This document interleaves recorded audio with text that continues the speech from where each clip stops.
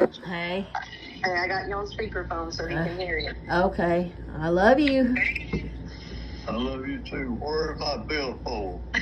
I left everything. I didn't think you was gonna take anybody out on town without me. Extra billfold for my money I had in there. Well, honey, you told me to take that out before we left the house. Well, you leave all that stuff behind. Well, I didn't want nobody to rip it off. If I'd have left it unattended, there might be some nurses in there. I don't trust all them.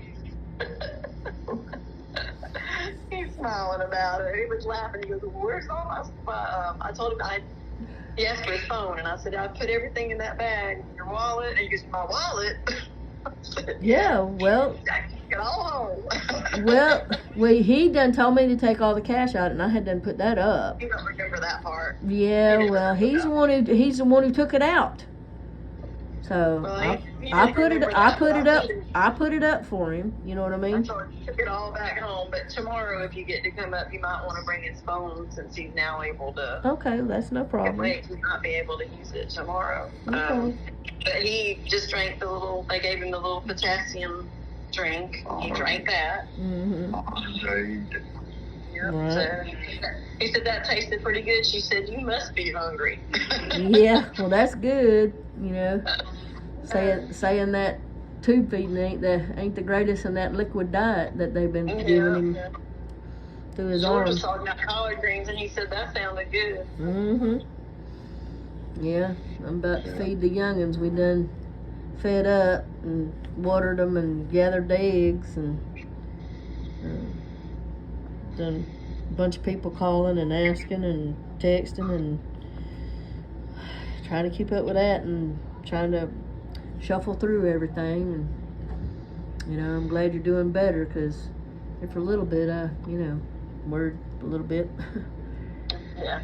But I told him we were all pretty worried yesterday. It was really scary. Mm-hmm. But he's doing pretty good. All of his numbers look pretty good. Mm-hmm.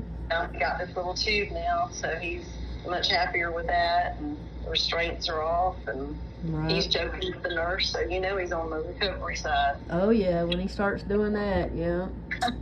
Be talking like Brother Underwood. Let's run up and down with the nurses or something or other, and I said, "You better be careful." I don't think he's ready to do that yet. Yeah, Brother Steve and Brother Underwood, So I'm glad to hear it, because that's more like him. You know what I mean? Yeah. He's at least awake and talking. Yeah. And so I wouldn't wake him up, but she had to come in and do something, so that woke him up. So we took advantage of it then. Yeah. Well, I'm glad, because I know you've been there for a pretty good little bit now, and I didn't really want to leave but I didn't want to wake him up either. So I understand. I was, had to get back to the baby, so I left about 1:30, something like that, or whatever. But have to push it then. You know what I mean? Yeah. Ain't go but an hour. I would drive back. Actually, I think the Lord worked in that, because both coming out and going and everything, He opened it up where the traffic, I didn't have to fight none of that, other than it was thick this morning, but the openings to come out in the traffic and go in things in a parking space and all that and coming back out, both lanes were cleared, and I could get in the lane I wanted to coming out, and I was like, oh my God, and it was clear, and I was, so I was thankful for that. You know what I mean? So I was thanking Him on the way home that He did that for me. You know what I mean? Made it easy and stuff. And so, because me, I ain't much for it, but I'm thankful He let them openings, because I have had it was hard to get out, and traffic being thick, and being Memorial Weekend too. That ain't nothing to be That's right. I forgot all about that. I know. So Yeah, but everybody's asked about you, and Sheila and Christine and Carolyn, and just a whole slew of people.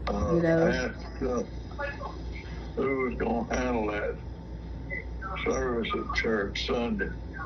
Well, we got to talking about that when she called me while I was out there feeding the goats or whatever. She said, well, we'll sing and we'll praise and we'll do something. You can read some scriptures for sure, So, and she said, well, don't count him out yet. He may be ready by then. I hope so. Well, I hope so too. I hope so too. You're gonna have to tie him down to keep him from doing stuff. I know. I'm gonna have to get him a motorized, scooterized thing to come around here. Go back and forth.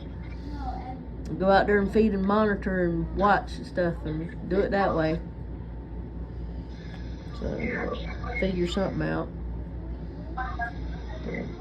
Get us a porch swing and swing in it. That's what we do. I tell you, last week, Yeah, I know. I've been watching it progress. Yeah.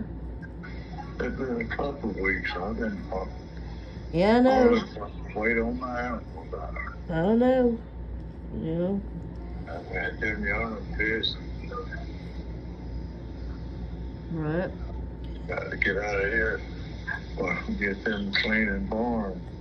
Right. Get it straightened up again. Right. Well, they did good. Then they've been good, actually. Gabby was wound up when I got home, but he got quiet and still. And I said, what happened to Gabby? And he fell asleep. But I said, he done hopped him up and got him a sugar coma now. but